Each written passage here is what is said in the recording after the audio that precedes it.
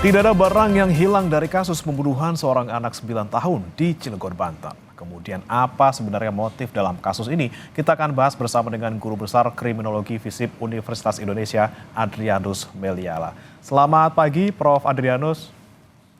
Selamat pagi, Mas Primana. Ya, Prof, ini kan narasi perampokan kemudian gugur gitu ya. Polisi bilang tidak ada barang yang hilang dan mereka masih menyelidiki gitu. Kalau dari temuan ataupun analisis Prof. Adrianus, ini sebenarnya kasusnya seperti apa, Prof? Ya, saya mendekati sama ya dengan pendapatnya Mas Reza tuh, bahwa ini bukan perampokan, mungkin ini pencurian ini. Oke, Prof. Dengan terang benderang. Ya, Prof. Adrianus, mohon maaf tadi audio sempat terputus, Prof. Bisa diulangi kembali, Prof? Ya, jadi saya agak sama dengan pendapatnya Mas Reza bahwa korban itu bukanlah target, tetapi lebih kepada orang yang berada dalam lintasan kegiatan sang pelaku. Pelakunya mau berbuat apa? Bisa berbuat rampok atau mencuri. Saya menduga ini adalah pencurian ini. Pencurian diam-diam, di mana kemudian pelaku tidak mau memperlihatkan jati dirinya, tapi kemudian anak korban muncul. Ya, karena itu rumahnya ya, mungkin dia sedang main, maka kemudian dalam rangka untuk menutupi jati dirinya, menutupi kekagetannya, maka kemudian dia menyerang korban secara berlebihan, sebagaimana disebutkan bahwa pada tubuh korban ada beberapa tusukan. Bayangkan anak kecil kena beberapa tusukan kan itu sudah lebih dari cukup ya. Hal mana kemudian langsung mengakibatkan kematian, dan kelihatannya juga beberapa tusukan itu tidak tusukan yang fatal. Terbukti bahwa yang bersangkutan masih hidup dan bisa sempat dibawa ke rumah sakit, namun kemudian meninggal dalam perjalanan. Demikian. Nah, ini kalau misalnya kita bilang ini soal pencurian yang mungkin gagal gitu ya, Prof ya. Tapi ini kan ada kejanggalan juga terkait dengan keberadaan ART maupun Satpam yang seharusnya kalau secara logika gitu di dalam rumah mewah yang semewah itu masa tidak ada orang lain sih di dalam rumah itu. Nah, Anda juga melihat ada kejanggalan di sana, Prof? Betul, jadi lanjutan daripada bahwa bahwa ini adalah kegiatan pencurian, maka bisa diduga bahwa pencurian itu dilakukan oleh orang dalam, ya. Oleh orang dalam bisa tadi ART atau Satpam, atau mungkin juga tamu yang datang tanpa termonitor oleh Satpam di perumahan. Nah, tentu orang itu bukanlah orang lain ya, bisa saja saudara, bisa saja kenalan lama yang kemudian bisa diterima bertamu dan tidak menimbulkan kecurigaan. Lalu kemudian dalam prosesnya di situ dia mulai mencuri, kemudian ternyata dalam ruangan misalnya begitu ada anak yang kemudian melihat dan kemudian dibunuhnya. Jadi saya menduga bahwa ini bukan orang lain, bukan orang jauh ya. Dan saya juga sudah menduga bahwa polisi tentu memiliki feeling untuk itu, memiliki semacam dugaan untuk itu. Namun kemudian polisi tentu memastikan ya dengan cara membuat satu proses interogasi dan juga selidik TKP yang baik untuk kemudian sampai pada satu kesimpulan. Demikian. Tapi Prof, jika misalnya memang benar gitu ya, ini kemudian adalah kasus pencurian yang gagal karena ada saksi seorang anak gitu yang kemudian menyaksikan, kemudian dihabisi biar tidak nyebar gitu soal pencurian ini. Tapi kenapa kemudian harus ada 19 tusukan di sana, ada 3 luka memar di sana? Apakah ada juga motif dendam dalam kasus ini, Prof, kalau Anda melihatnya? Ya tentu pada tahap ini, apalagi kita sebagai pengamat ya tentu bisa saja membuka kemungkinan itu.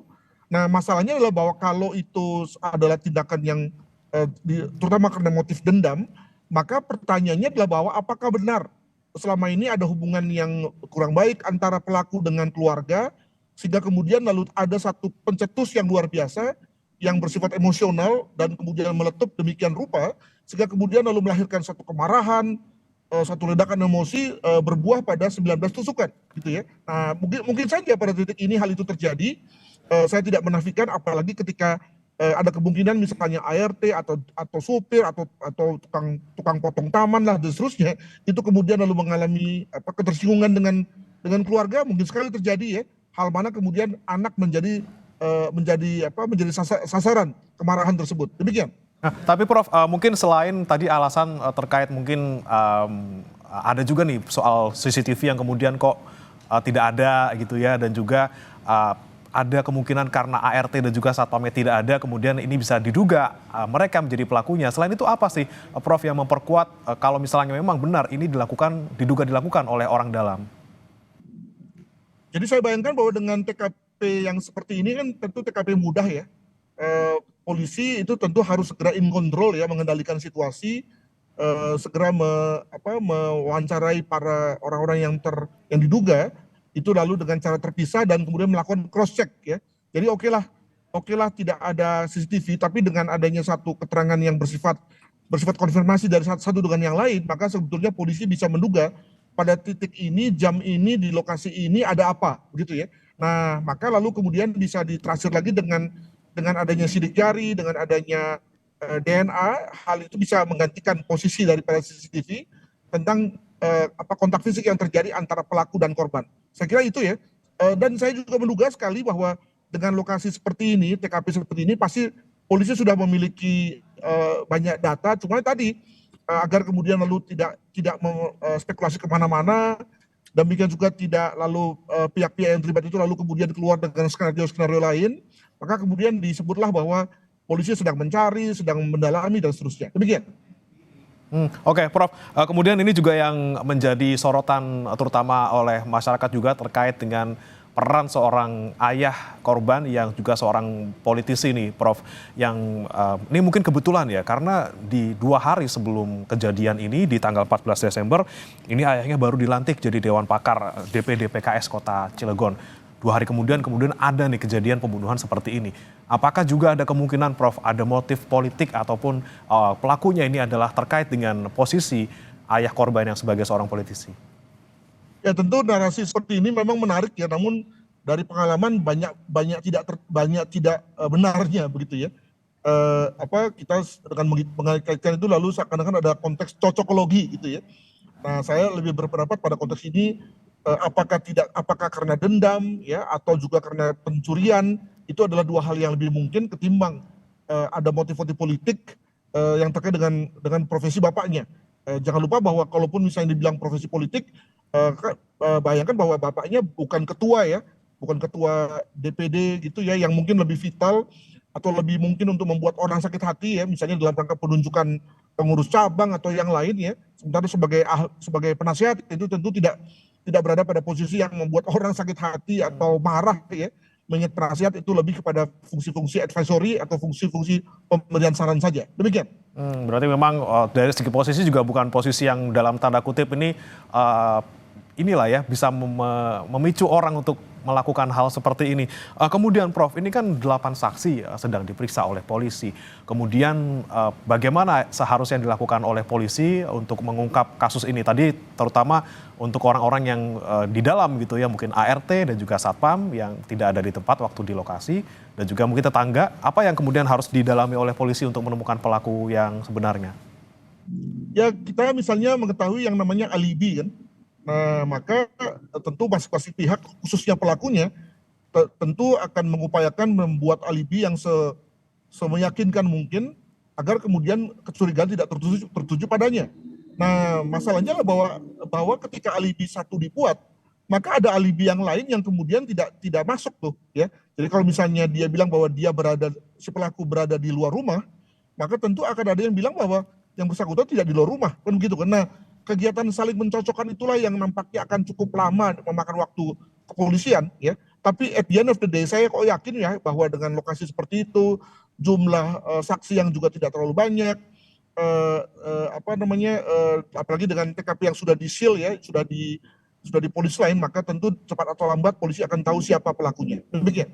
Baik, Prof, ini kan kemudian tadi Anda bilang bahwa kemungkinan dilakukan oleh orang dalam, kemudian ada juga narasi soal pencurian yang gagal, kemudian pelaku diduga ini membunuh korban karena ketahuan. Tapi jika kita melihat kemungkinan lainnya, Prof, jika misalnya ini adalah sebuah pencurian ataupun perampokan random gitu yang menyasar sebuah rumah mewah, bagaimana Anda melihatnya? Apakah kemungkinannya itu tetap ada, Prof? Karena lagi-lagi ini tidak ada barang yang hilang loh. Kalau misalnya pun ketahuan, kemudian saksi dibunuh, mereka juga masih bisa loh ngambil barang-barang lain yang ada di rumah itu. Ya kalau perampokan itu umumnya terbuka ya, dan mengandalkan betul pada kekuatan dari kelompok perampok ya, makanya biasanya melengkapi diri dengan jumlah orang, dengan senjata, bahkan senjata api, agar kemudian menghasilkan kemampuan break in ya, kemampuan mendobrak cepat, mengambil barang, lalu kalau perlu menghabisi orang-orang yang ada di situ, lalu kemudian segera keluar secepat mungkin.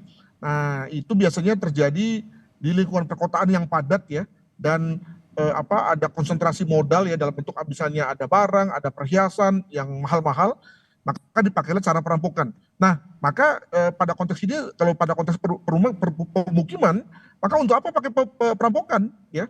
Apalagi ketika dinyatakan bahwa tidak ada orang yang keluar masuk, tidak ada kecurigaan tentang adanya tamu atau orang yang dalam jumlah besar begitu ya, maka paling-palingnya adalah orang dalam saja.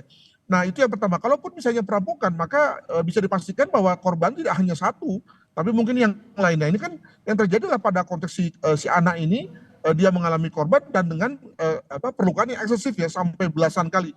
Yang saya asumsikan adalah bahwa itu akibat dari mungkin kemarahan atau mungkin juga karena korban mohon maaf tidak meninggal pada saat itu dengan segera, maka kemudian diadakan berbagai macam tusukan ya, yang mungkin tusukan-tusukan dangkal ya, lalu kemudian diakhiri dengan adanya satu tusukan yang fatal ya.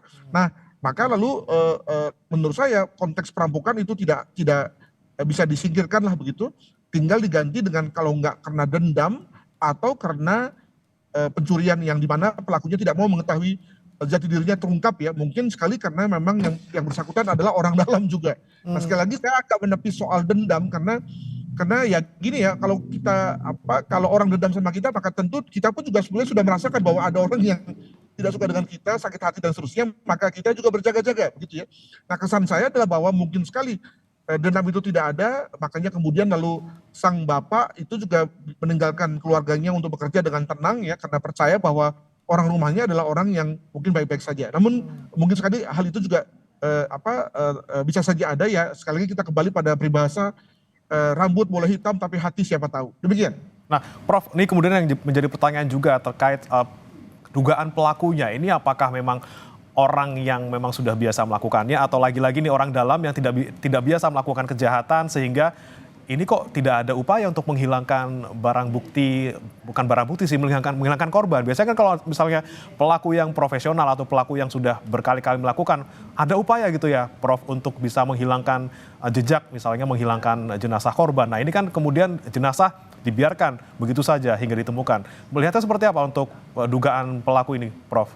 Terus sekali, ini memang tipe kejahatan, tipe pembunuhan yang kita sebut sebagai disorganized murder, ya pembunuhan yang tidak terorganisir. Misalnya bagaimana kita memaknai belasan tusukan tersebut. Itu menurut saya itu adalah tusukan dari orang yang tidak profesional, tusukan dari orang yang tidak merencanakan atau orang yang sedang panik ya. Saya tadi menduga bahwa berbagai tusukan itu adalah tusukan yang dangkal yang mungkin tidak mengena, paling-paling mengena pada tulang gitu ya, atau mungkin tidak mengena pada tulang. Barulah kemudian ada tusukan yang fatal yang lalu mengakhiri hidupnya korban ya. Ini kan membuktikan bahwa pelakunya bukan profesional, kedua juga tidak intensional ya, dengan kata lain tidak ada niat dari awal untuk membunuh. Alhasil kemudian berbagai tusukan itu adalah tusukan dari orang yang sebetulnya panik saja ya, panik, bingung, nggak tahu berbuat apa. Barulah kemudian setelah korban kehabisan darah atau tidak sadar, barulah kemudian yang bersangkutan berhenti untuk membunuh mengingat korban sudah ambruk begitu. Oke, baik. Terakhir, Prof, terkait dengan tidak adanya alat bukti yang ditemukan, misalnya alat untuk menusuk korban dan juga tidak adanya rekaman CCTV, apakah ini kemudian menjadi penghalang ataupun kendala yang besar bagi polisi untuk mengungkap dan membuktikan kasus ini? Boleh jadi, namun jangan lupa bahwa masih ada tadi ya keterangan yang segar dari para saksi yang 8 orang tadi yang ketika akan di cross check kan kemudian lalu segera bisa mengarah pada siapa yang kemudian menjadi pelakunya. Itu yang pertama. Yang kedua pasti ada DNA tertinggal ya. Jadi bayangkan bahwa pasti ada rambut yang jatuh, ada mungkin bekas kuku ya, mungkin ada pergulatan begitu ya dari korban dan pelaku, dan itu bisa kemudian diekstraksi untuk menjadi informasi tentang DNA-nya. Dan yang ketiga juga kalau kita bicara mengenai beberapa rekam jejak ya, maka siapa sih yang paling punya motif dari semua itu? Apakah misalnya karena ada ART yang mungkin punya utang atau apa gitu ya, yang lalu bisa kemudian dianggap sebagai satu jembatan keledai ya dalam rangka mencari tahu siapa pelakunya. Mungkin begitu. Baik, DNA yang tertinggal di TKP dan juga lagi-lagi kemungkinan motif dari orang-orang terdekat ini bisa digunakan ya Prof untuk mengungkap siapa pelaku sebenarnya. Terima kasih Profesor Adrianus Meliala, Guru Besar Kriminologi FISIP Universitas Indonesia sudah bergabung bersama kami di Sapa Indonesia Pagi. Selamat pagi Prof. Terima kasih.